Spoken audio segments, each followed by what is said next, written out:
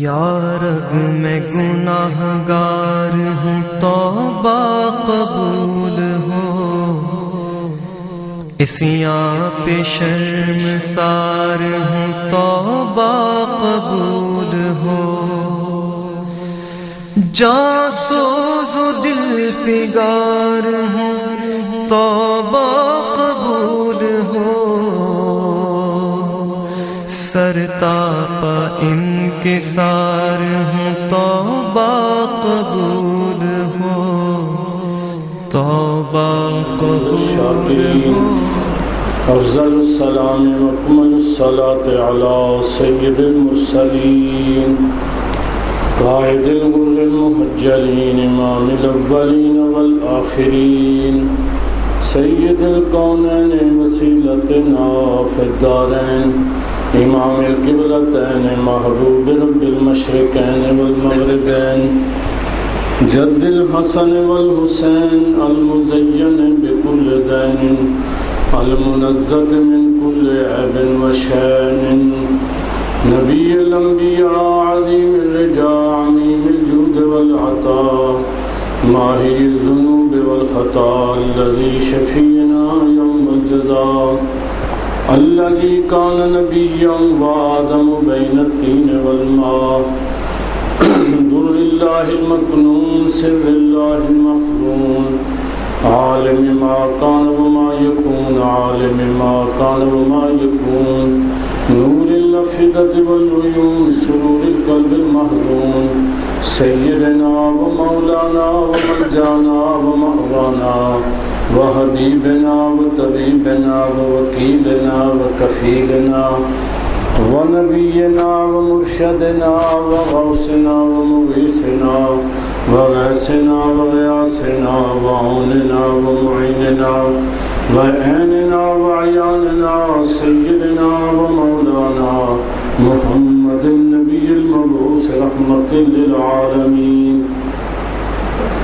وعلى أزواجه الطاهرات أمهات المؤمنين وعلى أصحابه المكرمين المعظمين وعلى أولياء ملته الكاملين العارفين وعلماء أمته الراشدين المرشدين وعلينا معهم أجمعين أما بعد أعوذ بالله من الشيطان الرجيم بسم اللہ الرحمن الرحیم یا ایہا الذین آمنوا باللہ ورسولہ والکتاب الذی نزل علی رسولہ والکتاب الذی انزل من قبل ومن یکفر باللہ وملائکتہ وکتبہ ورسلہ والیوم الآخر فقد ضل ضلالا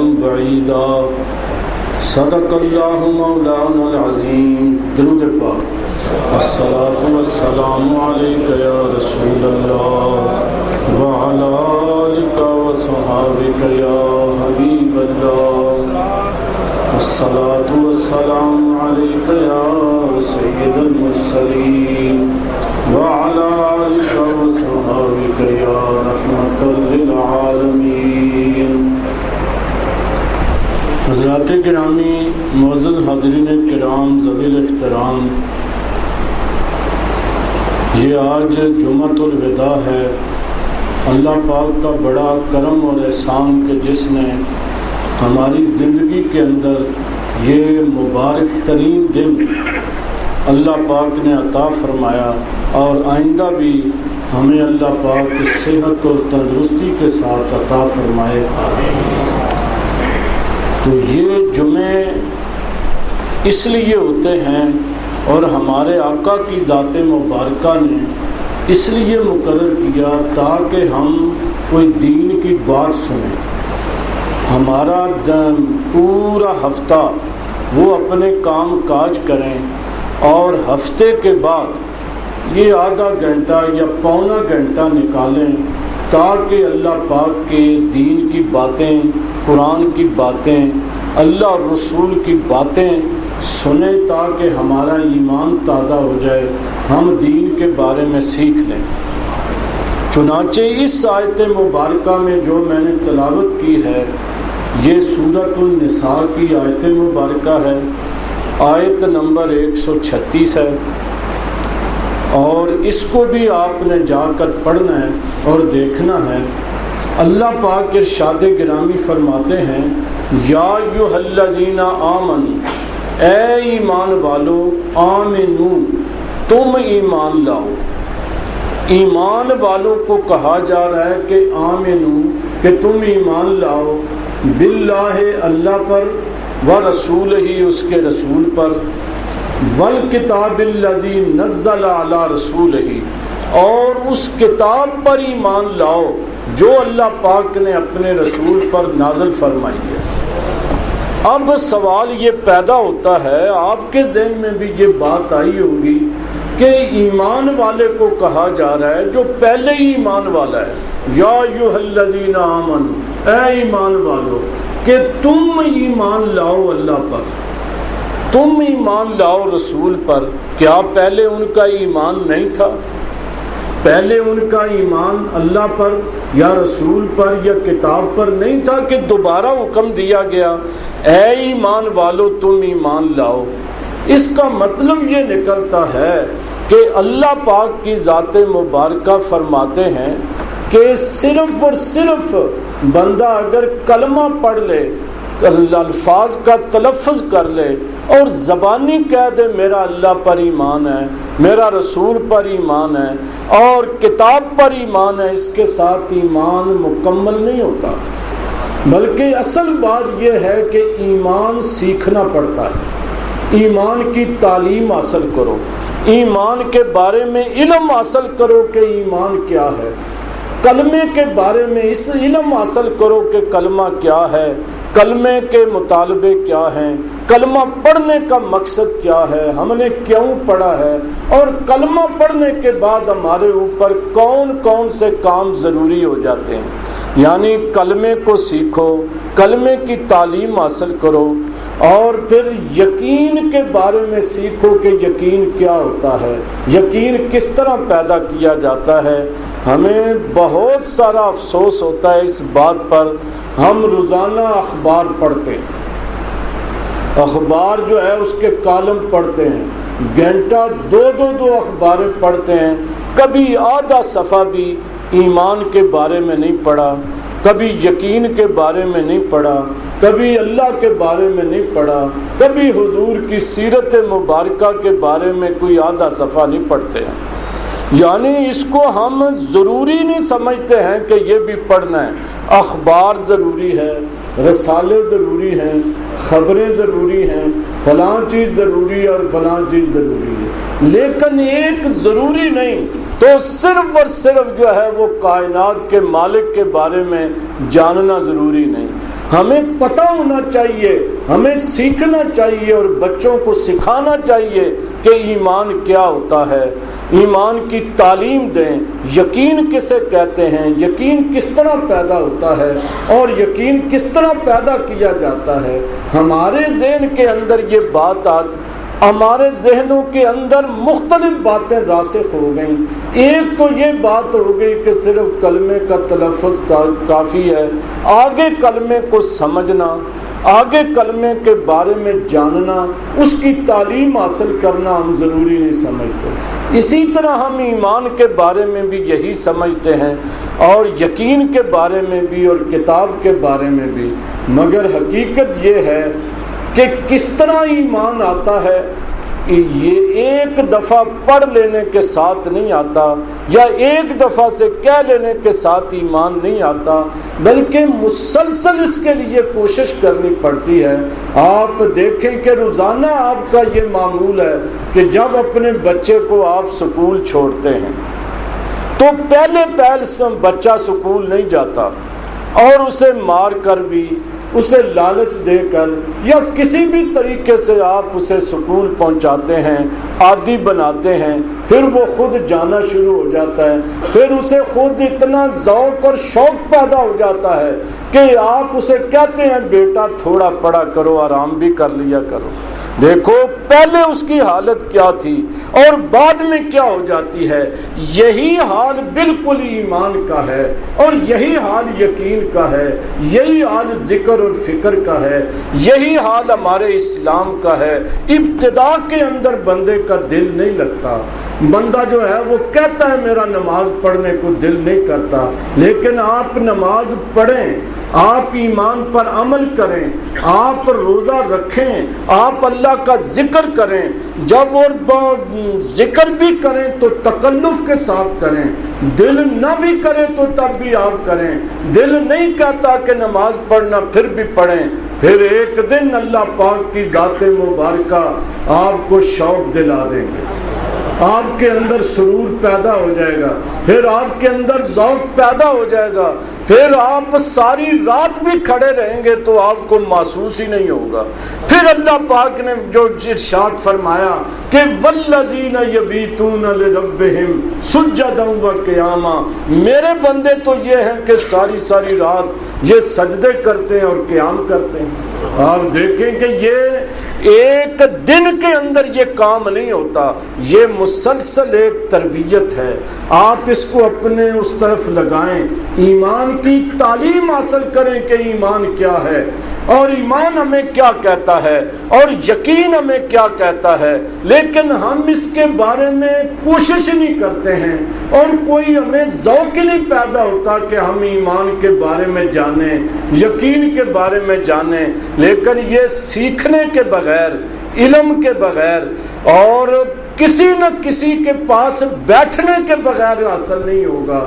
جس طرح کے ریاضی آپ کو اس سے ملے گی جو ریاضی پڑھتا اور جانتا ہے, جغرافیہ وہ آپ کو بتائے گا جو جغرافیہ جانتا ہے, انگلش آپ کو وہ بتائے گا جو انگلش جانتا ہے, ایمان کے بارے میں وہی بتائے گا جس کے پاس ایمان موجود ہے, یقین آپ کو وہ سکھائے گا جس کے پاس یقین ہے, ذکر آپ کو وہ سکھائے گا جس کے پاس ذکر ہے, نماز آپ کو وہ بتائے گا جس کے پاس نماز موجود ہے, قرآن کا علم وہ دے گا جس کے پاس قرآن کا علم موجود ہے. تو اس لیے کوئی تھوڑا سا وقت نکال کر کسی ایمان والے کے پاس, کسی انعام والے کے پاس, کسی یقین والے کے پاس بیٹھیں تو آپ کو ایمان حاصل ہوگا, یقین حاصل ہوگا اور آپ بھی انعام والے بندے بن جائیں گے. اور قرآن پاک نے جس طرح فرمایا کہ اے ایمان والو آمنو, تم ایمان لاؤ, اس کا مطلب ہے ایمان کو سیکھو, ایمان کی تعلیم حاصل کرو, ایمان کے بارے میں اپنا وقت دو, تب تمہیں جا کر ایمان کے بارے میں پتہ چلے گا. ہم نے سمجھا کہ بس کلمے کا تلفظ کر لیا اور ایمان آ گیا. اگر ایسی بات ہوتی صرف تلفظ کے ساتھ, پھر ابو جال بھی کلمہ پڑھ لیتا, ابو لہب بھی پڑھ لیتا, پھر تو ساری دنیا نے یہ کلمہ پڑھا ہوا ہے. لیکن ایسی بات نہیں. اے مسلمانوں, سیدھی سادی بات ہے کہ اپنے ایمانوں کو ٹٹولو.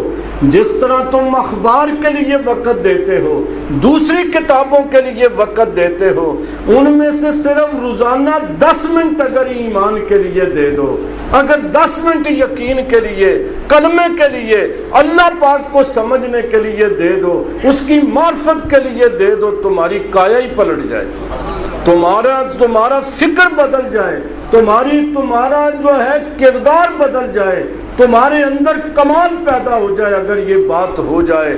اللہ پاک نے ارشاد فرمایا کہ یا ایھا الذین آمنوا باللہ, آمنو باللہ, تم ایمان لاؤ. اب ایمان والا ایمان کیسے لائے گا؟ اس کا مقصد یہ ہے کہ اے ایمان والو ایمان کو سیکھو, ایمان کی تعلیم حاصل کرو, کلمے کی تعلیم حاصل کرو. کلمہ کس طرح پڑھنا ہے, کلمہ ہمیں کیا کہتا ہے. مختصر سے الفاظ کے اندر میں عرض کرتا ہوں, کئی دفعہ آپ کے سامنے میں نے یہ بیان کیا کہ ہم لا الہ پڑھتے ہیں. لا الہ کا مطلب ہے کہ کوئی معبود نہیں, یعنی کوئی عبادت کے لائق نہیں. تو یہ الہ جو ہے, کیونکہ جو بھی اللہ پاک سے روکے وہ الہ ہے. کوئی باطل خدا کوئی نہیں, تمام باطل خداؤں کی نفی کر کے ایک اللہ پاک کا اس بات کرنا ہے کہ کوئی باطل خدا کوئی نہیں، صرف ایک اللہ ہے. تو باطل خداؤں میں سے جو سب سے بڑا خدا ہے بندے کا، وہ بندے کا نفس ہے. سب سے بڑا خدا، کیونکہ اللہ نے قرآن کے اندر فرمایا افرأیت من اتخذ الہہ ہواہ، کیا آپ نے اس شخص کی طرف نہیں دیکھا جس نے اپنے نفس کو خدا بنا رکھا ہے، نفس کو الہ بنا رکھا ہے. تو سب سے بڑا بندے کا الہ اور سب سے بڑا باطل خدا یہ بندے کا نفس ہے. یہ جو ہم مال کو، ہمیں جس چیز کو نفس چاہتا ہے بندہ آگے پھر اس کے بارے میں کوشش کرتا ہے. نفس کو مال کی ضرورت ہے، بندہ مال میں لگ جاتا ہے. بندے میں اس نفس کو بلڈنگ کی ضرورت ہے، ادھر لگ جاتا ہے. اس کو کاروبار کی ضرورت ہے، بندہ کاروبار میں لگ جاتا ہے. اس کو عورت اور بچوں کی ضرورت ہے، یہ بندہ ادھر لگ جاتا ہے. اصل میں سب سے بڑا خدا بندے کا نفس ہے، اور یہی اللہ تعالیٰ کا مقابلہ کرتا ہے. یہی اللہ پاک کا دشمن ہے، اور اسے ہی اللہ پاک کی ذات مبارکہ نے کبھی امارہ کہا، کبھی لوامہ کہا، کبھی مطمئنہ کہا. تو یہ نفس ہی وہ بندے کا ایسا ہے کہ جو اللہ تعالیٰ کے راستے میں رکاوٹ ہے. تو اس کا مطلب یہ ہے کہ اس کلمے کا ایک معنی بلکہ حقیقی معنی یہ ہے کہ لا الہ الا اللہ، یعنی لا نفس الا اللہ. نفس نہیں ہے، صرف اللہ ہے. نفس کی بات نہیں ماننی، اللہ کی ماننی ہے. نفس کے پیچھے نہیں چلنا، اللہ کے پیچھے چلنا ہے. شیطان کے پیچھے نہیں جانا، اللہ کے پیچھے جانا ہے. تو یہ نفس بندے کو کہتا ہے کہ حرام کھانا ہے، اللہ کہتا ہے کہ نہیں کھانا. نفس کہتا ہے کھانا ہے، بندہ ادھر لگ جاتا ہے. اللہ پاک کہتے ہیں نماز پڑھنی ہے، نفس کہتا ہے نہیں پڑھنی، بندہ ادھر چلا جاتا ہے. دیکھو اللہ پاک فرماتے ہیں تو نے روزہ رکھنا ہے، نفس کہتا ہے نہیں رکھنا، بندہ جو ہے یہ اس کے پیچھے لگ جاتا ہے. اللہ پاک ارشاد فرماتے ہیں کہ تم نے عہد کی وفا کرنی ہے، تم نے قرضہ ادا کرنا ہے، تم نے دیانتداری کرنی ہے. نفس کہتا ہے یہ کون سی بڑی تم دیانتداریاں کرتے پھرتے ہو، قرضے ادا کرتے پھرتے ہو، یہ تم کرتے ہو جائے گا، سب کچھ ہو جائے گا. یہ نفس بندے کو کہتا ہے تو بددیانتی کر، تو جھوٹ بول، تو غیبت کر، تو حرام کھا، تو چوری کر، تو ڈاکے ڈال، تو رشوت لے، اور تو جو ہے وہ کرپشن کر. اللہ پاک ان چیزوں سے روکتا ہے اور نفس اس کا حکم دیتا ہے. بعض بات اتنی ہے کہ جو بندہ کلمہ پڑھتا ہے وہ کلمے میں یہ کہتا ہے کہ میں نفس کی بات نہیں مانتا، شیطان کی بات نہیں مانتا، دنیا کی بات نہیں مانتا، میں تو صرف اللہ کی بات مانتا ہوں. لا الہ الا اللہ. کلمہ پڑھنے والا جو ہے وہ تو کوئی اور کسی کی بات نہیں، صرف اللہ پاک کی بات کو تسلیم کرتا ہے. اور اللہ کی بات ماننے کا مطلب یہ ہے کہ رسول اللہ کا حکم مانے، قرآن کا حکم مانے. جو شریعت مطہرہ نے کہا وہ اللہ کا حکم ہے، رسول اللہ کا حکم اللہ کا حکم، قرآن کا حکم اللہ کا حکم، حدیث کا حکم اللہ کا حکم. اب بتائیے کہ اس صورتحال کے اندر ہم کلمہ کیسے پڑھتے ہیں؟ کلمہ تو نام ہی اس بات کا ہے کہ بندہ نفس کی نفی کرے. جب تک نفس کی نفی نہیں کرے گا کلمہ تو صحیح ہے ہی نہیں. تو کلمے کو سیکھنے کے لیے، کلمے کو پڑھنے کے لیے کسی سے سیکھیں کہ کلمہ کیا کہتا ہے، کلمے کا تقاضا کیا ہے. کلمے کا تقاضا صرف یہی ہے کہ تم نفس کی بات نہ مانو، اللہ کی بات مانو. تم نفس کے پیچھے نہ چلو، شیطان کے پیچھے نہ چلو. جو اللہ فرماتا ہے، جو رسول کہتے ہیں، جو حدیث مبارکہ کہتی ہے، جو قرآن کہتا ہے وہ تم نے کرنا ہے. تو ذرا اپنے سینوں پر ہاتھ رکھ کر، اپنے گریبان میں منہ ڈال کر دیکھیں کیا ہم کلمہ صحیح پڑھتے ہیں؟ ہم کلمے کے بارے میں علم حاصل کرتے ہیں، ہمارا کلمہ جو ہے وہ یہی بات کہتا ہے کہ صرف لفظوں سے تلفظ کر لیا، بس زبانی ہم نے کلمہ پڑھ لیا، باقی جو مرضی کرتے رہیں ہم، یعنی شرک کرتے رہیں، منافقت کرتے رہیں، تکبر کرتے رہیں، غرور کرتے رہیں اور لوگوں کو دھوکے دیتے رہیں، رشوت لیتے رہیں، کرپشن کرتے رہیں، بجلی چوری کریں اور گیس چوری کرتے رہیں، سارے کام کرتے رہیں اور ہمارا کلمہ قائم کا قائم۔ کلمہ جو پھر کس طرح کا ہوا؟ اللہ پاک کی ذات مبارکہ نے فرمایا کہ یا ایھا الذین آمنوا، اے ایمان والو ایمان لاؤ اللہ پر اور اس کے رسول پر، یعنی کہ اللہ کو اس طرح مانو جس طرح اللہ کو ماننے کا حق ہے، اور رسول کو اس طرح مانو جس طرح رسول کو ماننے کا حق ہے، اور کتاب پر اس طرح عمل کرو جس طرح عمل کرنے کا حق ہے۔ کیا اللہ پاک کو ماننے کا یہ حق ہے کہ اللہ کی کوئی بات ہی نہ مانی جائے؟ یا یہ پہلے سپارے کے اندر ہے یا ایھا الذین آمنوا اتقوا اللہ حق تقاتہ، اے لوگو اللہ تعالیٰ سے اس طرح ڈرو جس طرح ڈرنے کا حق ہے۔ ہمارے آقا حضور سرور کائنات سے صحابہ نے سوال کیا یا رسول اللہ، اللہ سے ڈرنے کا حق کیا ہے؟ کس طرح ہم اللہ پاک کا خوف پیدا کریں؟ ہمارے آقا فرمانے لگے اللہ کا حق یہ ہے کہ جن چیزوں کا اللہ پاک نے حکم دیا ان پر عمل کرو، اور جن سے اللہ پاک نے روکا ہے ان سے رک جاؤ، تو اس سے ڈرنے کا حق ادا ہو جائے گا۔ یعنی کہ جس بندے کے دل کے اندر خوف ہے، جس کا خوف ہوتا ہے اس کی بات مانتا ہے۔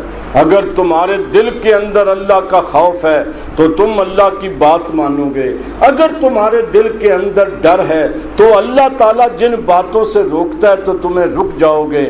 اس کا مطلب ہے جو نماز نہیں پڑھتا وہ اللہ سے نہیں ڈرتا، جو روزہ نہیں رکھتا وہ اللہ سے نہیں ڈرتا، جو کرپشن رشوت نہیں چھوڑتا وہ اللہ سے نہیں ڈرتا، جو کرپشن نہیں چھوڑتا وہ اللہ سے نہیں ڈرتا، اور جو بندہ نمازیں نہیں پڑھتا ہے وہ اللہ تعالیٰ سے نہیں ڈرتا ہے۔ اللہ تعالیٰ سے ڈرنے والے لوگ، روزہ رکھنے والے، نمازیں پڑھنے والے، دیانتداری کرنے والے، سچ بولنے والے، لوگوں کے ساتھ رحمت کے ساتھ پیش آنے والے لوگوں کے لیے ان کا وجود خیر ہوتا ہے، اور انہیں دیکھ کر لوگوں کا ایمان پختہ ہو جاتا ہے، اور انہیں دیکھ کر ان کے پاس بیٹھ کر ان کا اسلام مزید پختہ ہوتا ہے، ایمان پختہ ہوتا ہے، ان کے عمل کے ساتھ لوگوں کو ایمان ملتا ہے۔ اصل بات تو یہ ہے، لیکن ہم اللہ پر ایمان لانے کا حق ادا کر رہے ہیں یا کیا کر رہے ہیں؟ اللہ پاک کی ذات مبارکہ نے یہ دوسری ایک آیت مبارکہ، یہ سورت زمر کے اندر 23واں سپارہ اور سورت زمر کے اندر یہ آیت مبارکہ ہے۔ اللہ پاک نے ایمان کی تشریح کی ہے۔ ایمان کیا ہے؟ اللہ پاک فرماتے ہیں کہ افمن شرح اللہ صدرہ للاسلام فہو علی نور من ربہ، اللہ پاک ارشاد فرماتے ہیں کہ جس کا سینہ اسلام کے لیے کھل جاتا ہے، افمن شرح اللہ صدرہ للاسلام، جس بندے کا سینہ اسلام کے لیے کھل جائے گا، فہو علی نور من ربہ، وہ اللہ تعالیٰ کی طرف سے نور پر ہوتا ہے، وہ اس بندے کو روشنی ملتی ہے۔ اب بات صرف ایک بات ہے، اس دنیا کے اندر اگر کوئی روشنی ہے تو وہ صرف اللہ پاک کی وحی ہے، باقی سب اندھیرا ہے۔ کہ اللہ تعالیٰ اگر کوئی نور ہے تو وہ قرآن ہے، اگر کوئی نور ہے تو انبیاء کا وجود ہے، انبیاء کرام وہ نور ہیں، ان کی تعلیمات نور ہیں، ان کے احکام نور ہیں، یہ قرآن نور ہے۔ تورات نور ہے، انجیل نور ہے، یہ تمام جو بھی اللہ پاک کے احکام آتے ہیں یہ تمام کے تمام صرف یہ نور ہیں، باقی ساری دنیا کے اندر اندھیرا ہی اندھیرا ہے۔ اور اگر آپ نے کوئی نور اور روشنی حاصل کرنی ہے تو وہ صرف اور صرف قرآن کے اندر اس وقت موجود ہے۔ اور باقی آپ دیکھ لیں، وہ اس لیے ہم کہہ رہے ہیں کہ یہ صرف اور صرف اسلام اس وقت نور ہے، کیونکہ انسانیت کا جو کردار بنتا ہے، انسان کو جو کمال ملتا ہے اور انسان جو بہترین عمل کرتا ہے وہ صرف اسلام کے پاس ہے۔ یعنی باقی جو ہیں وہ ساری دنیا وہ بہترین شہری بناتے ہیں اور اسلام بہترین انسان بناتا ہے۔ یہ اسلام پر عمل کرنے والا اور قرآن پر عمل کرنے والا وہ دنیا کا بہترین بندہ بنتا ہے، اس کے اوپر جو ہے وہ دشمن بھی انگلی نہیں اٹھاتے۔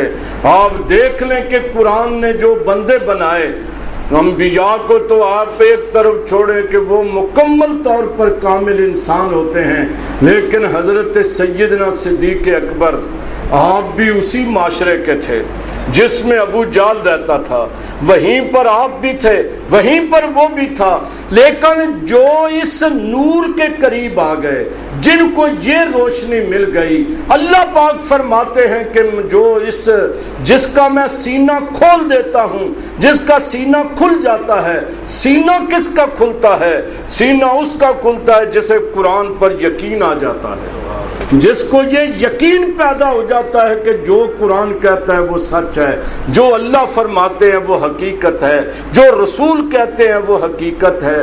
آج ہمیں اپنے قرآن پر یقین کوئی نہیں، اللہ پر یقین کوئی نہیں، یورپ کی کتابوں پر، یورپ کی تعلیم پر ہمیں، لیکن یورپ کی کتابوں نے کیا کیا ہے؟ اللہ سے دور کر دیا، رسول سے دور کر دیا، دین سے دور کر دیا، صرف اور صرف بندے کو پیسے کا اور زر کا، سونے اور چاندی کا بندہ بنایا ہے۔ جو بندہ پیسے کا بندہ بن جائے گا اس کے اندر ظلم پیدا ہوتا ہے، اس کے اندر زر پرستی پیدا ہوتی ہے، لالچ پیدا ہوتی ہے، ہرس پیدا ہوتی ہے، اور وہ جو ہے وہ دوسروں کا قاتل بنتا ہے۔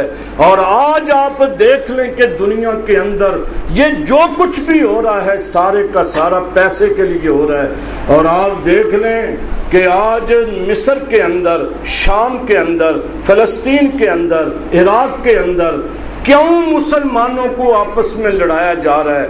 یہ سارے کا سارا، اس کو بھی پیسے، اس کو بھی پیسے، ادھر بھی ڈالر، ادھر بھی ڈالر، ہر جگہ جو ہے وہ لالچ کے ساتھ اور ہرس کے ساتھ بندے کو اندھا کر دیا گیا۔ اب وہ بھول گئے ہیں کہ اسلام کیا ہے، وہ بھول گئے ہیں کہ بے گناہ لوگوں کو مارنا، نمازیوں نماز کے اندر کھڑے ہیں اور ان کو مارنا۔ پیسے نے اس طرح ان کی عقل کو معاف کر دیا، ڈالروں نے اس طرح ان کی عقل کے اوپر پردے ڈال دیے کہ بے گناہ بندے بازار کے اندر، عورتیں، بچے، مرد جو ہیں خرید و فروخت کر رہے ہیں، انہیں صرف اپنے پیسے کی ضرورت ہے اور وہ تباہی اور بربادی کر رہے ہیں۔ لوگ جعلی دعائیاں بیچ رہے ہیں، مریضوں کے ساتھ انسانوں کے قاتل بنتے ہیں، مگر پیسوں کے لیے وہ ساری تگ و دو کرتے ہیں۔ یہ ملاوٹیں کرنے والے، دودھ کے اندر پانی ڈالنے والے، دعائیوں جعلی بنانے والے، بازار کے اندر جو کچھ بھی وہ جعلی 2 نمبر یا 10 نمبر چیزیں بکتی ہیں وہ تمام کا تمام پیسے کی خاطر ہے۔ جب پیسہ آتا ہے تو پھر انسانیت کے قاتل پیدا ہوتے ہیں۔ اور آج جتنی بھی جنگیں ہو رہی ہیں، بلکہ خود ان کے سارے ماہرین کہتے ہیں یہ تمام کی تمام جنگیں پیسے کے لیے ہیں، تیل کے لیے ہیں، گیس کے لیے ہیں، اس کے لیے یہ سارے کے سارے پاپڑ بیلے جا رہے ہیں۔ لیکن جب اللہ پاک کا نور آتا ہے، جب وحی آتی ہے، جب اللہ کے رسول آتے ہیں تو وہ پوری کائنات کے لیے رحمت ثابت ہوتے ہیں۔ بندے کو انسان صرف اور صرف قرآن بنا سکتا ہے، انسانیت صرف جو ہے وہ وہی سکھاتی ہے۔ اللہ پاک ارشاد فرماتے ہیں کہ جس بندے کا سینہ ہم کھول دیتے ہیں تو وہ کھلتا اس کا ہے جس کو اسلام پر یقین آ جائے، دین پر یقین آ جائے، اور اسے اللہ پر یقین آ جائے، رسول اللہ پر یقین آ جائے۔ اللہ پاک اسے نور عطا کرتے ہیں۔ نور ایک ایسی چیز ہے کہ جو ہر چیز کو واضح کر دیتا ہے، انہیں صحیح اور غلط کا پتہ چل جاتا ہے۔ اور آگے اللہ نے فرمایا فَوَيْلٌ لِلْقَاسِيَةِ قُلُوبُهُمْ، ہلاکت اور بربادی ہے ان لوگوں کے لیے کہ جن کے دل سخت ہو گئے، قاسیہ، جن کے دل سخت ہو گئے عن ذکر اللہ، اللہ پاک کے ذکر سے۔ اس کا مطلب ہے کہ جو اللہ کا ذکر نہیں کرتا اس کا دل سخت ہے۔ اپنے دلوں کے ٹٹولیں اور اپنے دلوں کو دیکھیں کہ ہمارے دلوں کے اندر کیا پیدا ہو چکا ہے۔ جو نماز نہیں پڑھتا اس کا دل سخت ہے، جو روزہ نہیں رکھتا دل سخت ہے، جو اللہ کا ذکر نہیں کرتا دل سخت ہے، جس پر قرآن کی آیتیں اثر نہیں کرتی اس کا دل پتھر ہے۔ اللہ پاک نے فرمایا کہ تمہارے دل جو ہیں وہ پتھر ہو، اشد و قسوہ، بلکہ پتھروں سے بھی زیادہ سخت ہو چکے ہیں۔ پتھر بھی ایسے ہیں کہ یحبط من خشیت اللہ، وہ اللہ کے خوف سے گر جاتے ہیں۔ پتھروں کے اندر بھی شعور موجود ہے، ان میں سے پانی نکل آتا ہے، مگر یہ بندہ عجیب و غریب ہے، اس نے تو اپنی آنکھوں کے سامنے لکڑی کو اژدہا بنتے دیکھا پھر نہیں مانتا ہے، اس نے سورج کو مڑتے ہوئے دیکھا، چاند کو توڑ دو ٹکڑے دیکھا، پتھروں کو گواہی دیتے ہوئے دیکھا، سب یہ درختوں کو گواہی دیتے دیکھا، لیکن اتنا سخت دل ہے کہ یہ ماننے کے لیے تیار نہیں۔ تو ہمیں دیکھنا چاہیے کہ کہیں ہمارے دل کی سختی موجود تو نہیں۔ اس بندے کا دل سخت ہے جس پر قرآن کی آیت اثر نہ کرے، جس پر رسول اللہ کی حدیث اثر نہ کرے، جس کے اوپر اللہ کا ذکر اثر نہ کرے، اور جس کے اوپر نماز جو ہے وہ اثر نہیں کرتی، اس بندے کا دل سخت ہے۔ تو اللہ پاک نے فرمایا اللہ نزل احسن الحدیث، اے لوگو یہ بات سننے والی ہے کہ اللہ پاک نے فرمایا اللہ نزل احسن الحدیث، اللہ پاک نے بہترین کلام نازل کیا ہے۔ احسن سپرلیٹو ڈگری ہے، حسین ترین، بہترین، اس سے آگے کوئی اور ہو ہی نہیں سکتا ہے۔ اللہ پاک نے جتنی حسین کتاب نازل کی ہے، احسن الحدیث، دنیا کی سچی ترین کتاب، اور دنیا میں جو سب سے زیادہ با کمال بنانے والی، عزت عطا کرنے والی یہ کتاب ہے۔ اس کتاب کو اللہ پاک فرماتے ہیں میں نے نازل کیا ہے، تو اس کا اثر کیا ہوتا ہے؟ اس کا اثر جن کے پاس جن کا سینہ کھل جاتا ہے، جو اللہ کے نور پر آ جاتے ہیں، ان کے لیے کیا ہوتا ہے؟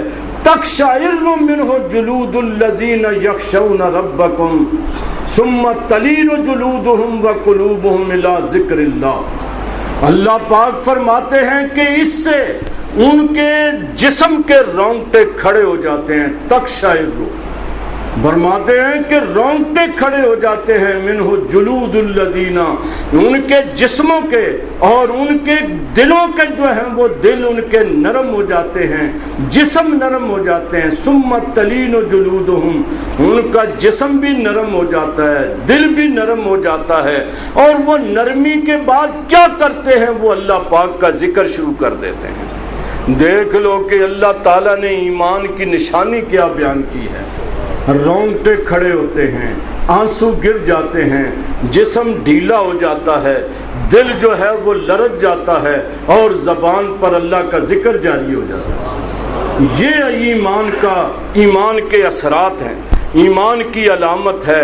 ہمیں دیکھنا چاہیے کہ ہمارے دلوں کے اندر یہ چیز موجود ہے۔ کبھی ہمارے رونگٹے کھڑے ہوتے ہیں، کبھی ہماری آنکھوں سے کبھی آنسو گرا ہے، لیکن یہ آنسو ضرور گرتے ہیں، رونگٹے بھی کھڑے ہوتے ہیں، سب کچھ ہوتا ہے، لیکن یہ بندہ اگر کوشش کرے تو، یہ سیکھے تو، یہ تعلیم حاصل کرے، بیٹھے بٹھائے کچھ نہیں ملتا، کچھ نہ کچھ کرنا پڑے گا۔ اے لوگوں، تم جتنا ٹائم اخبار کو دیتے ہو، اس سے 10واں حصہ ٹائم روزانہ کوئی 5 یا 10 منٹ اللہ کے لیے نکالو، اس میں اللہ کا کوئی فائدہ نہیں، تمہارا ذاتی فائدہ ہے۔ تم ایمان سیکھو، تم قرآن سیکھو، اور یہ اپنے دلوں کے اندر پیدا کرو کہ اللہ پاک کا ایمان۔ میں ہر رمضان المبارک کے اندر ایک سبق پیش کرتا ہوں کہ یقین پیدا کرو کہ اللہ ہمیں دیکھ رہا ہے، اللہ ہماری شارک سے زیادہ قریب ہے، اللہ ہر وقت ہمارے ساتھ ہے۔ اگر یہ سبق ہم یاد رکھیں اور اپنے ٹیبلوں پر لکھ کر رکھیں، دن میں کئی دفعہ اسے دہرائیں، تو یقین جانے کہ ہمارے کردار میں اتنی بڑی تبدیلی ہوگی۔ اللہ تعالی ہمیں نور عطا کرے گا، اللہ تعالی روشنی عطا کرے گا، اور اللہ تعالی تمہیں صراط مستقیم عطا کرے گا۔ فرمایا ذالک ھدی اللہ یہدی بہ من یشاء، یہ اللہ تعالیٰ کی ہدایت ہے، جو چاہتا ہے میں اس کو عطا کرتا ہوں۔ یعنی جو ہدایت طلب کرے گا، جو ہدایت کی خواہش کرے گا، جستجو کرے گا، اللہ پاک فرماتے ہیں میں ہدایت اسے دیتا ہوں۔ اس طرح آپ کہتے ہیں جی بس بیٹھے بٹھائے، جس طرح کہتے ہیں جی ہمیں توفیق ہوگی تو نماز پڑھ لیں گے، یہ بھی ایک بہت بڑا شیطانی یعنی فکر اور سوچ ہے، بہانہ ہے۔ توفیق کسے کہتے ہیں؟ توفیق کہتے ہیں آپ کو اسباب مل جائیں، اسباب کا جو کام آپ کرنا ہے وہ آپ کے پاس اسباب موجود ہیں تو یہ توفیق ہے۔ مثلاً آپ نے زکوٰۃ دینی ہے، پیسے ہیں تو زکوٰۃ فرض ہو گئی، توفیق تو مل گئی۔ اگر آپ نے یعنی صحت مند ہیں، ہاتھ پیر ٹھیک ہیں، وقت موجود ہے، کوئی مجبوری نہیں، تو آپ کو نماز کی توفیق ہے۔ یہ کہتے ہیں توفیق اس کو ہے کہ اللہ تعالیٰ ان کو اٹھا کر مسجد میں لے جائے، یہ اس کو توفیق سمجھتے ہیں۔ توفیق جو ہے یہ کہ اگر آپ کی صحت درست ہے، ذہن صحیح ہے، اور آپ کے ہاتھ اور پیر ٹھیک ہیں، تو آپ کو نماز کی توفیق ملی ہوئی ہے، لہذا اس کے لیے آپ کوشش کریں۔ وما علینا الا البلاغ۔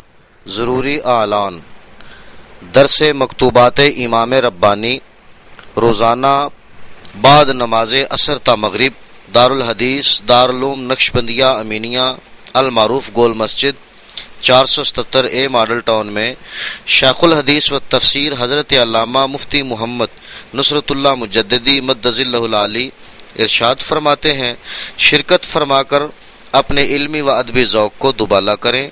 شکریہ۔